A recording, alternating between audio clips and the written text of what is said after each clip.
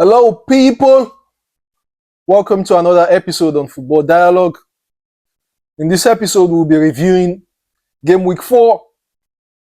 A lot happened in Game Week 4, and not the best of game weeks for those of us that are Chelsea fans. Neither is it a good game week for those of us that are Manchester United fans. They are going through a lot right now. Manchester United fans, it's been a crisis for them. And it doesn't look like there's going to be an end to it anytime soon. But that's life. Sometimes you win, sometimes you lose. But that's not life for Manchester United. Because there has not been wins sometimes. It's been losses upon losses upon losses. 2 wins in the last 12 games. For a big club, Manchester United. They are a big club and they've just won 2 out of 12 games. That's a crisis that needs resolution as quick as possible. If not, there will be no way back from this. There will be no way back from this. And it's looking like this because there's been no action from Ineos. So, let's kick off with the review. But just so you know, today's review, I'll really emphasize more on the games between Brentford and Chelsea and Manchester United versus Manchester City, which is the Manchester Derby.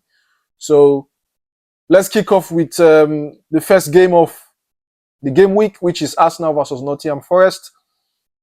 That was a really good game to watch, actually, because you could actually really see what Arsenal are trying to achieve as a team. They've done so much upgrade in their backline, and they are actually benefiting from the result of that.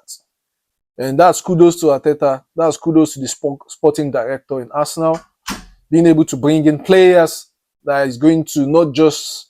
Their defense is good already, but they needed a reinforcement just in case someone gets injured, like Saliba and Gabriel. And they've done that, and you can see that is yielding positive result now because they've just only conceded 1 goal, which is not from open play. Conceded 1 goal from Liverpool, but a lot of people are saying they haven't played good teams.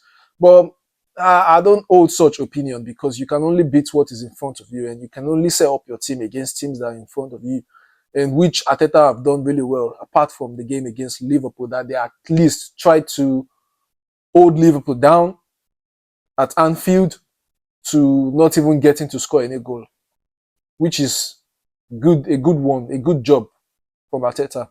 Arsenal are looking like a team to beat, and my opinion on Arsenal is that if they were actually in the Serie A this season, with the squad that they've got and the way that they play, they are a kind of team that can actually go ahead to win the treble. If they were in Serie A, they are winning the Serie A. They are winning the Serie A Cup as well, the Italian Super Cup, and they will most likely win the Champions League because the kind of competition that you have in Serie A is not as stern as the kind of competition you have in the Premier League and in all other leagues. Because if they can just deal with the likes of Napoli, Inter Milan, and which other good side, let's say Atalanta and AC Milan, let me add those 4 teams. If they do away with them, the rest of the teams are not really going to be a serious challenge to the team, and that is going to help the squad in the long run.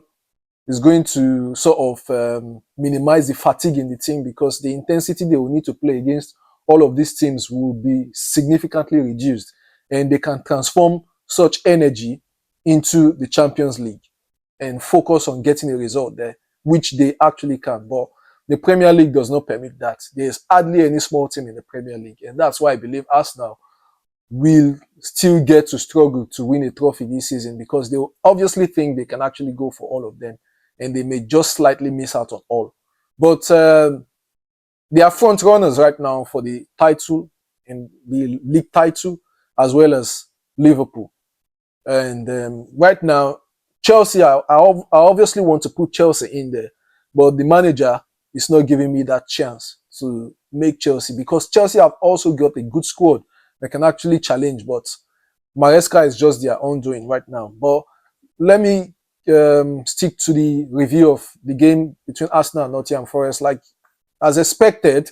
However, I thought Forest were going to mount a challenge. The manager bounce, and then the fact that they are coming off from a defeat against West Ham, they will most likely set up in a way to actually prevent Arsenal from doing what they want to do.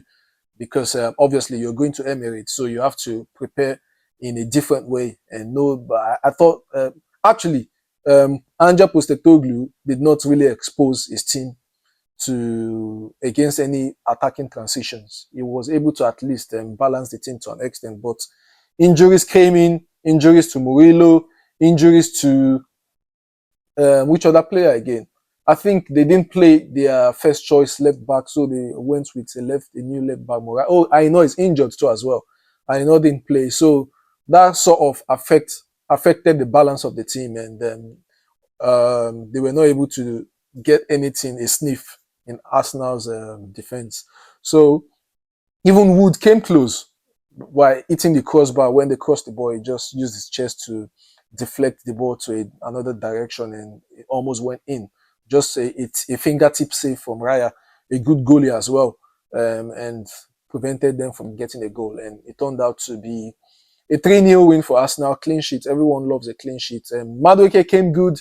Everyone is making so much noise about Madueke, and I'm like, this is how it is. Anytime they get players from Chelsea, they tend to maybe excite them for the first few months, and they begin to realize that okay, they are not that guy that they thought they were, and it's been a it's been a trend for Arsenal, and the fans keep falling for it. So we'll just wait and see how much excitement they are going to get come to when we've gone deep into the season.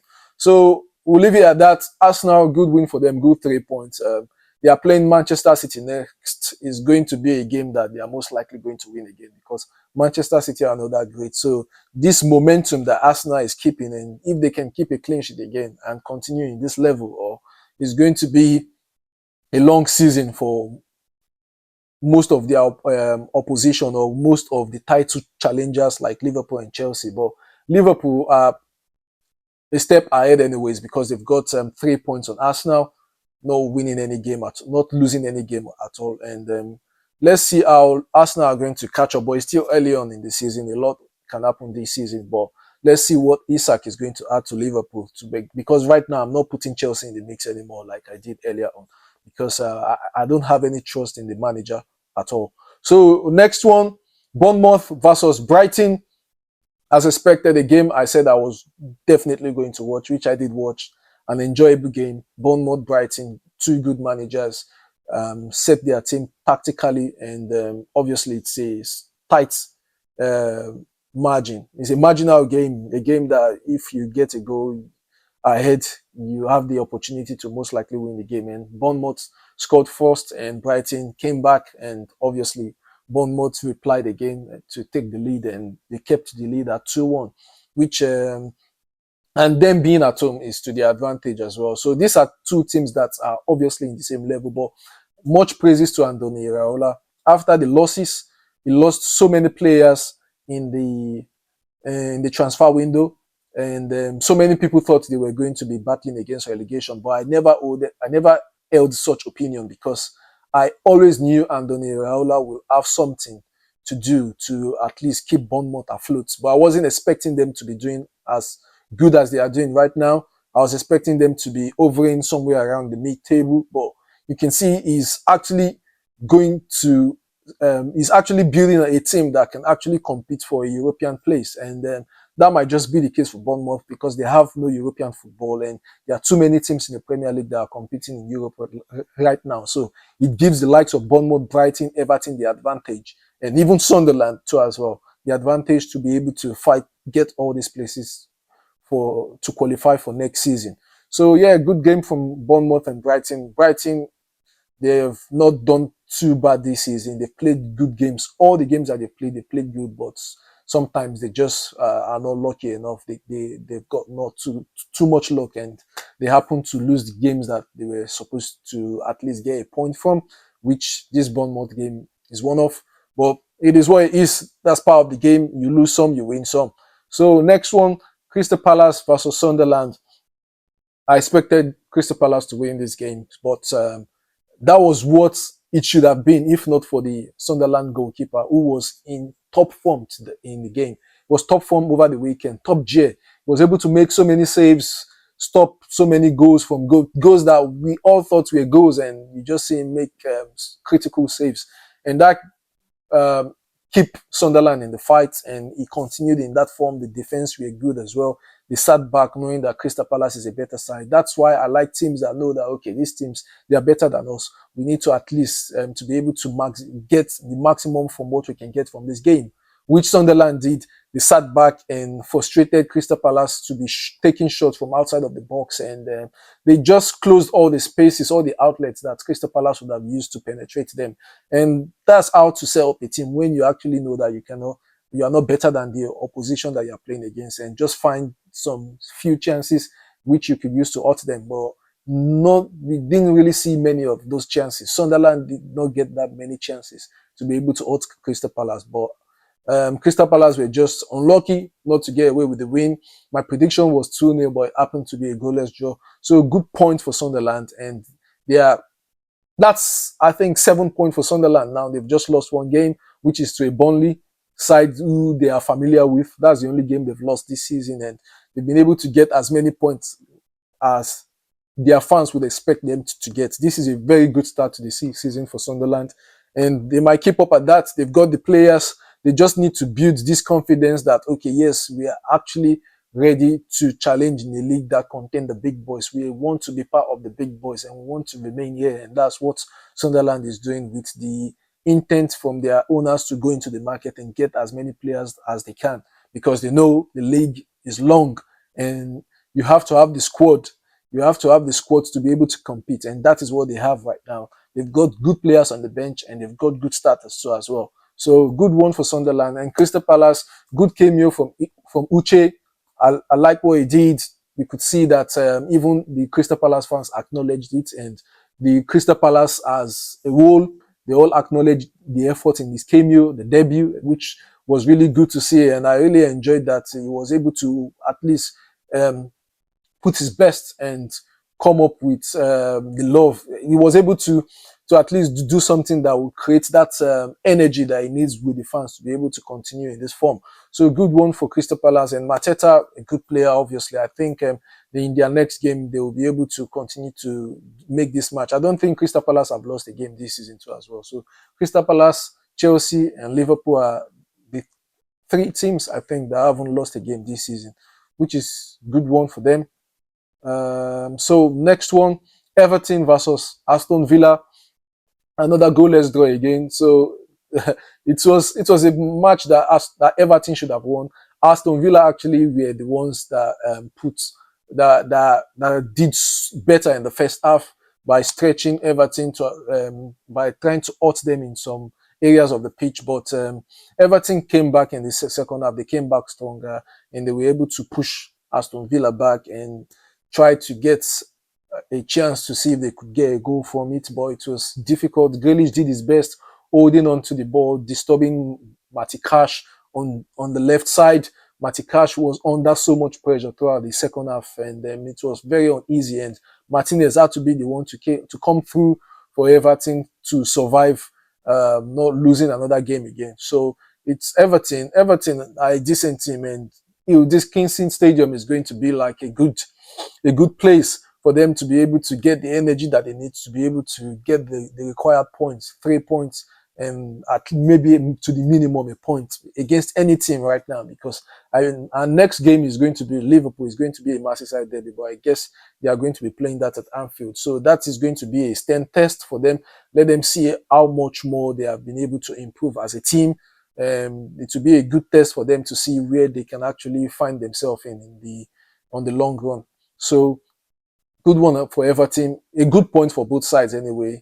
Aston Villa is a big team, and if Aston Villa, we didn't see what they have done in the first couple of games, Everton would have even appreciated this point more, knowing that Aston Villa are actually a good side, but it's just not working for them earlier on this season. So hopefully Unai Emery can be able to make the necessary adjustments. And sometimes you just struggle, even though no matter how much you do, you don't just get that result. But I think Aston Villa, they need to take a back seat, analyze what they have been doing wrong, and just make some few tweaks, and they'll be back on. They'll hit the ground running again. So, but however, they've got Europa League also, and playing in the Europa League with the squad that they have, their squad is very lean right now because they lost so many players in the transfer window. I don't. It's not a lot of players that they lost in the transfer window, but it's just that they were not able to bring in players into the squad to improve the team due to PSL, and that will really have a negative impact on them this season, I think. So next one, Fulham versus Leeds, a very good game. I enjoyed the game. Fulham played so well, Leeds played so well. It was really a tight match, but the cameo of Kevin was super, and obviously all the fans appreciated what he did in the few minutes that he had in the game. And his cameo was able to influence them to at least even fight to get all 3 points. I expected them to get all 3 points, but it seems Leeds are actually better than I thought they were, because they attack and it looks like their defense is all right as well. It's all right to challenge in the Premier League, to fight for to battle against relegation, or to even be way off relegation tosslers, because the way they play and their defense not conceding that many goals, even against teams like Fulham, they only just had a bad game against Arsenal for some reason, because Arsenal are not a team that are attackingly strong. They they are not, their attack is not strong, right? At least at the moment. It's just that I don't know what happened, that they just, okay, most of the goals against Arsenal came through their defenders, actually, through Arsenal's defenders. It's not like it was the attack that got the goals. So I don't know how Leeds lost 5-0 against Arsenal. Actually, I expected that was going to be the case when they played Arsenal. But with the way that they have played against other teams like Fulham and Everton, I don't understand how they lost 5-0 against Arsenal, to be fair. Maybe they just did not do something right in that game, because they are not as defensively bad as I thought they were, to be fair. And let's see where it's going to get them to. If I have to do a the top 10 prediction again, and the teams that are going to relegate, I don't think I'll be placing Leeds as part of those that will be battling for relegation. So, but we have so many good teams in the Premier League right now. So, to be fair, it's going to be a tough one right now to be able to tell who is going to relegate, apart from knowing that Wolves, the way they are going, definitely they are going to remain in the bottom of the table. But for every other team, it's going to be a tough one to tell the remaining two teams that are going to relegate right now. So next one, Newcastle versus Wolves. It's a game that I thought Newcastle were going to at least devour the Wolves, but that wasn't the case. Wolves battled with the power that they've got to be able to hold Newcastle to just a 1-0 defeat, which was a header from the debutant, Woltemade. It was a good finish, by the way, and but it wasn't really that great as I expected him to in the game. I think he's just gelling with the squad, and they're just sort of kind of building momentum. And that's the first win for Newcastle this season, which was very much needed, at least to get them running again, because very soon they are playing Barcelona this week. They are playing in the Champions League away to Barcelona. So this win needed to happen, because not winning any single game and then going to play away to Barcelona, it's never a good it's never a good situation to be in, because you might just go there and get destroyed because of the lack of confidence. But this 1-0 win at least is going to give them a little bit of confidence to go into that game. And Wolves not getting any points so far this season is something for the Wolves fans to be worried about. However, they've got an okay manager in Vitor Pereira that can help them to do something, but he's handcuffed. He's handcuffed right now, because with the squad that he's got, I don't think there's any much he can get from that squad. So that's it for Newcastle Wolves. Next one, West Ham versus Tottenham Hotspur, the London derby that I predicted was going to be a 1-0 draw, but that wasn't the case. West Ham coming off the win against Nottingham Forest, I was thinking that is going to give them the boost that they need to be able to know that they've got a good squad. But Potter being Potter, you expect that during the time when Potter was at Chelsea, it was expected that we are going to be conceding set pieces, and we did concede a chunk of set piece goals. And that's what he's replicating again at West Ham. West Ham are like the worst side in defending set pieces, and they've shown that against Chelsea, and now they also shown that they have shown that against Tottenham Hotspur, because it would have been more than that. The first goal that was disallowed doesn't seem like a goal that deserved to be disallowed, because there was not really anything the defender did. The push was just a slight nudge. It wasn't even a push whatsoever, or pulling. Everyone was pulling each other in the box, and they got the goal in, but they disallowed it. But that did not even give them the sense to know that, okay, this is something that they are going to be using against us. And they considered so many corner kicks, and some would have gone in. It's just that anytime they cross the ball, Spurs cross the ball, there's always a Spurs player putting his head in and winning the duel. And it was funny that they could not even respond. You had half time again to be able to work things out. You came back in and you still had the same problem, and you couldn't find a solution to it. It just shows that they have a manager who doesn't know what he's doing, or a backroom staff that all of them are just clueless. They have no clue what they're doing. So West Ham, I think, now this is known to so many teams that you are not good in defending set pieces, and so many teams are going to use that against you. And West Ham, you haven't played Arsenal yet. It's going to be a crisis when you play Arsenal, because that is their meal. That is what they feed off from. They are going to feast on you guys if you guys continue like this. It could be, if Arsenal have 6 corners, they will score nothing less than 4. So be prepared. Be prepared for that if you don't want to solve your problems. The first step to solve your problems is to sack Graham Potter now. He's a manager that has no clue what he's doing. And there's a couple of managers like that too as well. We'll come back to that. So West Ham, Tottenham Hotspur, not the best game. It was just a one-sided game. Spurs pumping them, and then they got a red card. Their fans, instead of focusing on carrying their team, giving their team a lift, they were focusing on booing Kudus. And Kudus did not even play well, but you guys could not even get a result from the game. Not scoring a goal at all, and losing 3-0 to Tottenham Hotspur, who are a team that are still sort of gelling in the league. Imagine that. Then when you play Arsenal, what are you going to get from it? It's going to be a crisis, a serious crisis for the West Ham fans. So, Spurs, they're okay. Not a great game from an attacking point of view. Their attack was not good enough, but their defenders were up to the game. Their defenders wanted to defend, and they wanted to score as well, much more than their attackers. And they were able to get the goals. I think the goals came from Van der Ven. There's this midfielder, Bergval. He was really good in the game. He held his ground in the midfield, in the pivot, and as well as attacking and defending and closing down, recovery too as well, and closing down spaces in the game. And Bergval was really good. Van der Ven was good. And who scored the third goal? Can't remember. Oh, Sarr. Yeah. Sarr. He had that from the midfielder, That's it for the London derby. Not something to talk much about. Next one, Brentford versus Chelsea. Yeah. And this is the one I've been waiting for to review. This game, the cause of this game was Maresca, and solely on Maresca and no any other person, because this is something that has been reoccurring over time.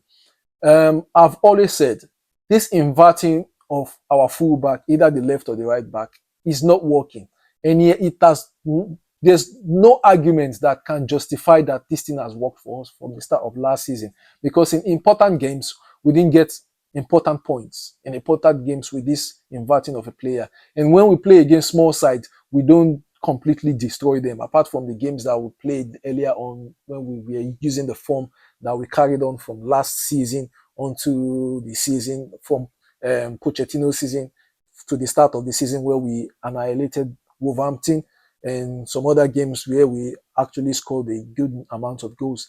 Apart from that, when everything became tough for us, the inverting could not find a solution for us. He kept on with the inverting of Cucurella, either Cucurella or Malo Gusto, and it showed that it did not work. Even in Club World Cup, it wasn't efficient. We struggled against teams that we should have put away easily.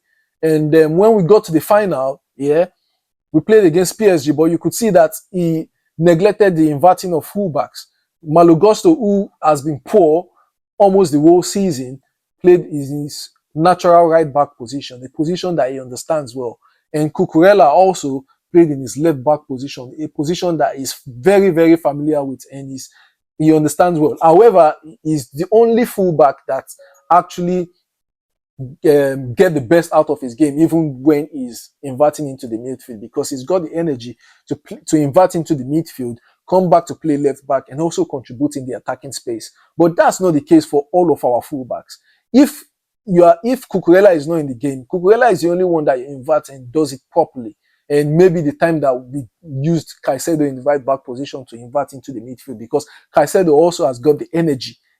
Reece James would have had the energy, but because we are managing him, we don't want to use that for Reece James to invert into the midfield from right back and also contributes in the defensive phase and also in the attacking phase. We can't do that to Reece James. If not, he would have been in the category of players that the inverting would perfectly work well for.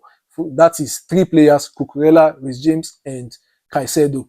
Every other player are just struggling. And maybe I'll just point one more player who can actually manage to do that. But however, he's going to be very poor in the midfield, which I think is, midfield, is going to be very poor in the attack, which I think is only Chalobah that can play that right back and also invert into the midfield, because it's a role that he has played when he was in the youth and as well as when he was going on loans to get minutes to be able to join the Chelsea first team. So Chalobah is the only other person that can manage. So we only got 3, Cucurella, Reece James, and Caicedo, who is good at doing that.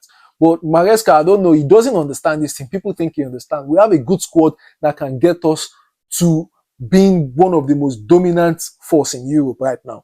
But I believe Maresca is not managing them well in the way that he should. And I believe he's overhyped. He's somebody that is just fortunate to just be a manager of Chelsea right now. He doesn't deserve to manage this football club because the football club is bigger than him. And let me not dwell too much on Maresca. Let me hit my points now. So right back, we've got option Gusto, Reece James, Achimpong. We've got 3 good options that can stay in right back for us. But look at what he went with. He went with Fofana. Fofana, mind you, is just coming off a serious injury. And we need to build momentum. He needs to build energy. He needs to build match fitness to be able to adapt to the intensity of the game. But he brought in Fofana without taking that into consideration. And if this was Reece James, who, even when he comes back from injury, he still has, the only problem he has is the fitness. The ability still shows when he plays. The only issue was the fitness and the chances of him going back to injury again. But you brought in Fofana to play a right back position per se, when you are trying to ensure that this guy does not go back into injury. So I don't see the logic there. You don't want to play Reece James in the right back. You put him in the midfield because you think he's okay there and he's not going to be doing too many full back runs for us on the right back. But you are not doing the same thing to Fofana. Fofana, we are seeing him running down the right back position, going front and coming back. For somebody who is trying to get to the right level of fitness so that he doesn't go back to injury again. So I don't understand. He contradicts himself with the idea, the logic behind how he manages these players. I never expected Fofana to play right back. Another one is Joel Atto. Atto is a left back or is a centre back, and then he's a centre back that can also play left back. And this is a young player, 19 years old, that you have brought from the Dutch league.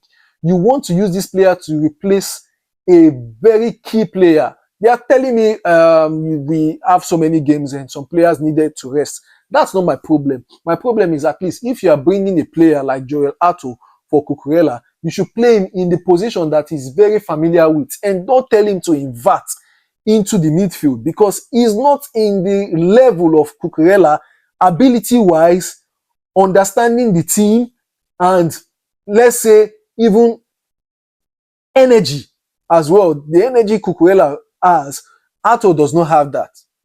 And this guy is still young. He's still trying to understand the team. He's still trying to get used to the team. And you brought him in to play the left back role and invert him into the midfield. That is very unfair for a young centre back who is 19 years old and who is coming into a new league. That's not how to manage a player. So that's poor man management. Plain and simple.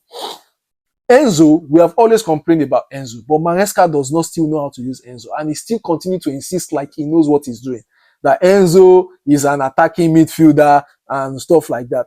Enzo is an attacking midfielder. That is if there is somebody to partner Caicedo in the pivot. But if you don't have that player, Enzo have no business running forward and coming back, because he has not got that energy in his tank.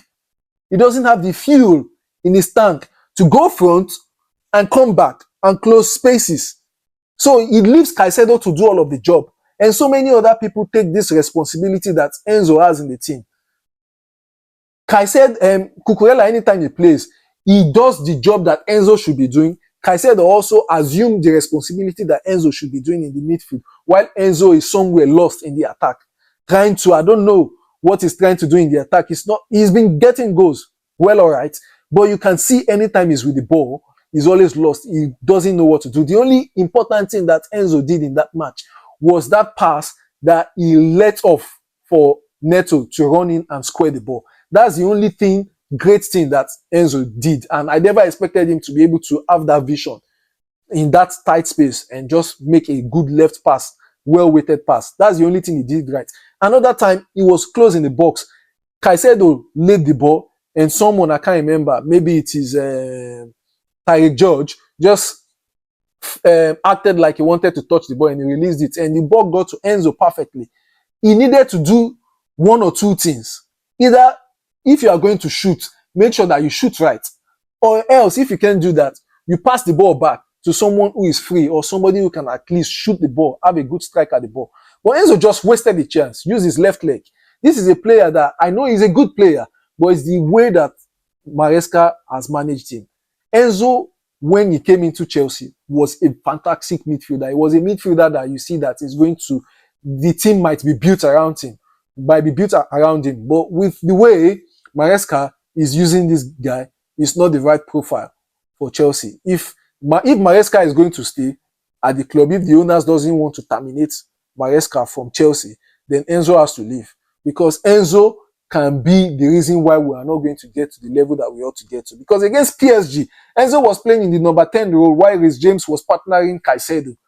Gusto on the right. Everybody playing in a position that they find it easy, that comes natural to them, while Palmer was on the right and Neto on the left with Pedro up top.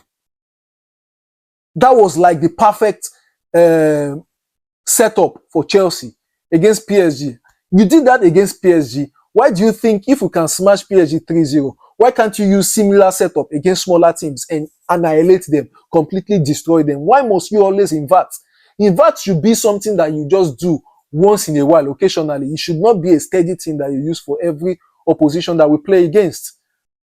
So I don't understand why Maresca does this. And Achimpong is the third choice right back. We had Gusto. If Gusto, you don't want to play Gusto, you want to rest him for Bayern Munich, that's fine.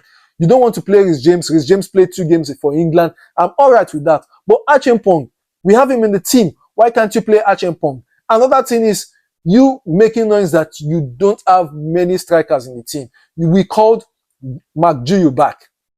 But this time, you went ahead to not involve McGeough in the squad, even though he has trained all week and we can't say he's not match fit. He's played a couple of minutes for Sunderland before coming, and he's trained all week and excited. And then your judgment is that you don't want to kill the confidence of Tyreek George. That is why you make Tyreek George part of the squad, who was almost going to Fulham, and now McGeough, that is part of our team, who was going to go get loan minutes and come back to be a part of our squad, is being called back, and him being a natural number 9 than Ty George, you left him behind and you made only João Pedro as the only known 9 for us, who you even say is not even a 9. You don't see him as a 9. You see him as a 10 because he can, So I don't understand the ideology. I don't understand his ideas. His ideas are just flawed. He contradicts himself every time with whatever that he says. There was a time Cole Palmer was playing on the left for last season. He killed us because of that. Games that we should have won, we lost. And this Brentford is one of the games again. You can only win what is in front of you. And Brentford, we are there for the taking. We should have even if we are to rest all these players, but at least the players that you are bringing in, allow them start play in a position that they are natural with. Because these players are good enough. They are very good, and we can get results from playing the natural 4-3-3 or 4-2-3-1 or whatever it is, and stop inverting all these players every time, especially when they don't understand it. It's just annoying to see. And Gittins too as well. Left wing. Gittins on the left wing, we know he has not been sparkling. Look at Ancelotti yesterday against Liverpool when Liverpool played Burnley. Kekes was not doing things right. He got a yellow card. Let's say he was playing well, but there are things that he wasn't doing right. And it was 30 minutes into the game, and he called him out. He called him and brought in Robo. And Robo, coming into the game, almost scored. Decision. We don't have to wait for halftime to make a decision. Gittins, you could see that he was so rusty in the game. He had no clue in his positioning, where to be. It's as if there is no synergy between him and our attack. And that called for one thing. Bring him out immediately. 30 minutes. We are talking about confidence here. We fans, we are talking about points here. Point is more important than confidence right now. We have so many players in the squad. Their confidence, you can work on that later time. We have other games that you can give them in the cup. Lincoln City will come in. They can use that to build their confidence. And not games that we should prioritize to get maximum points from. We are going into a season where we have seen the likes of Arsenal. They are not going to be dropping too many points. Liverpool, they are not going to be dropping too many points. In games that we can easily win, we need to go in there and hammer the team as much as we can. We even need to get more goals and not just lone goal. And you just go into this game and you just saw the match. First half, nothing worked. It was just a waste of everyone's time. And the players that you wanted to rest, you still have to call on them immediately. You called on Reece James. You called on all these players to come and change something in the game. But I don't understand, man. It's just frustrating to see. And that's the manager that we signed up for. We'll take it how it is. But I believe Bayern Munich, let's see what we are going to do. Now that you've rested these players, we need to see a reaction. We need to see a win against Bayern, because you sold 2 points in the league, so we need to get 3 points against Bayern Munich. That's what it is. So next one, Burnley versus Liverpool. I thought Liverpool were completely going to annihilate Burnley, but it was a difficult game because Scott Parker brought his boss and he packed his boss well. He closed all the lines, closed all the spaces for Liverpool, and all the attackers seemed lost. Words especially was lost. Salah had no clue what he was doing. Cody Gakpo was making an attempt, at least he was trying. But Ekitike seemed like a little bit shining light in the attack right now. He is a player that I don't really rate, but he's doing little things that are actually impressive, you know. From a footballing perspective, if you watch him, he's got that positioning. Sometimes, as a striker, one of the most important things is your positioning. And any of that things, positioning and striking of the ball, two very important things. Then one more thing that can be an addition is being able to know how to use the ball. Your ball technique, your dribbling abilities, all those are add-ons, and all those are the ones that can set you apart from so many other strikers. And it looks like Ekitike has got that. And even if he does not have it in abundance, it's something that he can build on. He's a player that I thought would come into this league and struggle easily. But I know against teams that Liverpool are going to bang, he's going to get goals. Ekitike is going to get goals. But now that they've signed Isak, I don't know if that's going to be the case again, because I don't know where Ekitike is going to play, except Ancelotti is going to deploy a 4-4-2. which I actually doubt, because if you are going to deploy a 4-4-2, then Salah will be much more holding the byline, which I think cannot be the case, because you want Salah should be closer to the box 18, to be closer to getting more goals, because we still see him as one of the best, the top striker in the league. So you don't want to have him far away from the box 18. And Ancelotti did that last season. He didn't give Mo Salah defensive duties like he has always had in the past. He allowed him to be closer to the opposition box much more. And you could see the result of that. He had the most goals in the season, and he had the most assists in the season. So I guess that's not going to be the case. I don't envision a 4-4-2 formation being deployed by Ancelotti for Liverpool. So the expectation is that Ekitike and Isak will be like the Real Madrid, Gonzalo Higuain and Benzema season, with Isak being Benzema and Ekitike being Higuain.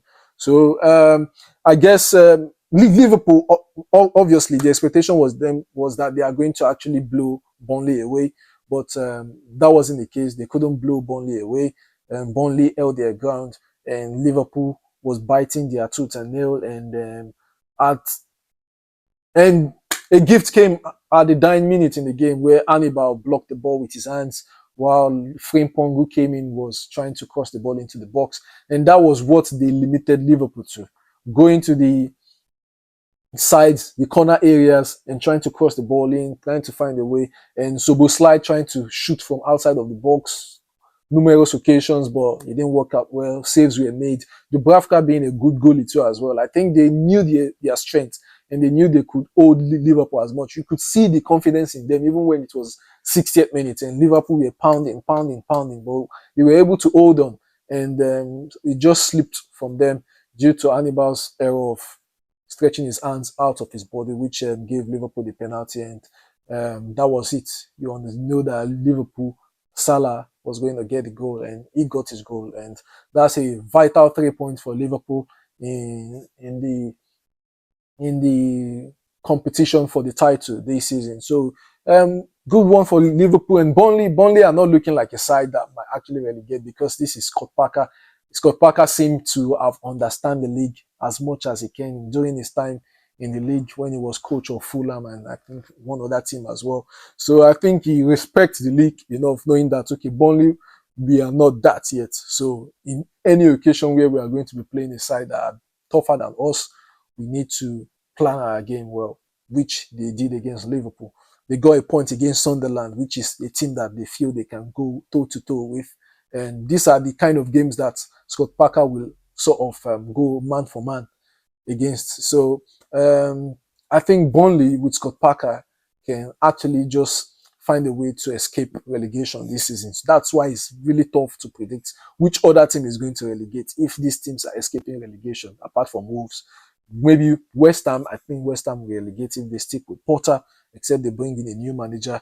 And Leeds, that I thought they are certain to relegate, Leeds are looking to actually play their game and still find a way to be able to come through at the end. So lastly, Manchester derby, Man City versus Liverpool. Ruben Amorim, this manager, I can't even, I can't even call his name. His name is confusing me because I don't even know what this manager is doing. I don't know what he's doing at Manchester United. Manchester United deserve this guy, because we've been saying this over and over again earlier on, that this guy will take you guys to places that you have never been to. But they mistook it that it's going to be a place that they've never been to in recent years. We mean it's going to take you guys to the depth of hell, because the way that he plays, you guys are Red Devil. You will go deep down in hell if you continue with Ruben Amorim. He wants to show you guys that you are the real Red Devil, and you will burn deep down in hell, because the football that he's playing, you see, he told you guys, he's not going to change his philosophy. A philosophy that does not exist, though. That's what he's sticking on. That is not going to change. He doesn't know what he's doing. When I was telling you guys did not listen. Look at yourself now. You are begging Ineos. You are begging Ineos to sack this manager. Somebody that Erik ten Hag is better than. You saw what Erik ten Hag was able to do with this Manchester United team, and you call Ruben Amorim to come and find solution because of what he's doing in Portugal. Football does not work like that anymore. Football doesn't work like that anymore. The people you should be eyeing are people that you are seeing in that understand the league, that understand the Premier League, that know that situation needs to call for adaptation. But Ruben Amorim does not know that. And apart from situation, this is a player that knows that I say is a player. This manager, Ruben Amorim, is confusing. I don't even know what to call him. Are you a player, a manager, or you are nobody? No, I don't know. So, going back to what I wanted to say, I expected Manchester United to be able to fight Manchester City because Manchester City are actually not really great right now. They are actually struggling. The setup is not right for Manchester City. The squad, the players that they've got are not looking as fit as we expect them to, apart from maybe Erling Haaland and Tijani Reinders and Ruben Diaz. The rest are struggling with one level of fitness. And Bernardo Silva is aging. He's no longer the player that he used to be. And Foden, I never expected him to. I didn't know where he was before this game. I never expected that he was going to start, even if he was available. But he started and he didn't look out of shape. He didn't look like he's a player that has had a poor run of games and he's been out of the squad for a while. He came in and he was able to just adapt. He was able to blend in, you know. But going back to what I want to say about Manchester United, I don't want to deviate from that again. Ruben Amorim, how will you have that squad that you have in Manchester United? And despite the injury to Cunha, you still allow Bruno Fernandes to remain in the pivot. That in itself is a crime that you should be jailed for. And I called that out when I saw that lineup. I said, Ruben Amorim, I knew you were bad, but no, this is unacceptable. This is unacceptable. Carrying Ahmad to partner with Umbomo as one of the 210s that you have behind Sesko, who you are just giving a debut at the Etihad. Then Umbomo, who has not really peaked in your team yet. You have Ahmad, who has been playing wing back for you the whole time from the right side, and then you took him to play the left side of the 10. No, that's unacceptable. That's unacceptable. You have Bruno. The thing that you can even try and tweak if you want to stick with your 3 at the back. Let's say you want to stick with your 3 at the back. Sesko will be up top. Then you have Umbomo and Bruno. Or you put Bruno in the middle. Then Sesko on the left side of the striker and Umbomo on the right side of the striker with Bruno in the middle, hovering around. Because Bruno can more like even adapt to playing even as a striker. At some point, I think he has done that for Manchester United at some point. He can actually even get in that 9 and get goals for you. Bruno should be closer to the opposition box 18 and not halfway in the pitch. He should be closer in the opposition box 18. That is where you get the best out of Bruno from. You have Kobe Mino. Why are you not using him? There's no explanation. You have Kobe Mino. You've been playing with Casemiro the whole time. You put him on the bench. You put Ugarte. You start Ugarte. No problem. Partner Ugarte with Mino. Simple. This does not require any... You don't even need to have sense to know this. That is what I'm saying. Does Ruben Amorim have sense? That's the question. Does he know what he's doing? It doesn't seem like he knows what he's doing. And this is going to... Man, you are going to actually pay for this. They are going to pay for this because I don't see them bouncing back from this right now. I don't see them bouncing back from this because this is a match that they could actually get a point or maximum point from. But they just threw it away and they lost 3-0. And this is going to significantly impact their confidence and their belief in the manager, the players, because they know they are very much a better team than the results that they are getting right now. And their next game is Chelsea. Right now, I don't even know what to say because my manager, Maresca, too, is a problem. So he might go to Manchester United and go and set up the team in a way that they will just get a draw at Old Trafford. That's a problem.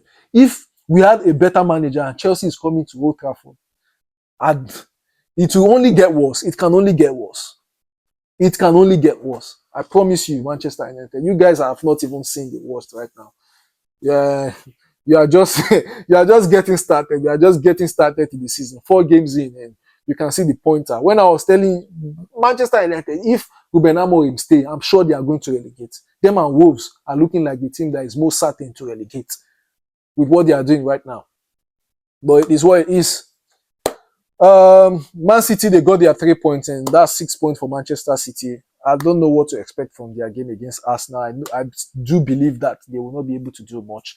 I believe Arsenal will be able to get another 3 points on Manchester City again, because I think they are going away to Emirates. No, I don't know where they are playing. I think they're whichever way, whether they're playing at the Etihad or the Emirates, is going to be a tough one for them. It's going to be a tough one for them, because I don't see who is going to steal the midfield from Zubimendi and Declan Rice when they partner each other. You know, Zubimendi being a fantastic player, he's a great player. He knows what he's doing, and he's got a manager who understands him, who speaks the same language, who breathes the way he breathes. So I guess that would be that. I don't think I have any much more to say again, and that's the review of game week 4. I hope you guys enjoyed it. Stay tuned and stick with Football Dialogue. I'll be bringing you, I'll try to do better content, and I'm thinking I need to talk about the Champions League too as well. So stay tuned, guys, and enjoy. I see you guys later. Bye for now.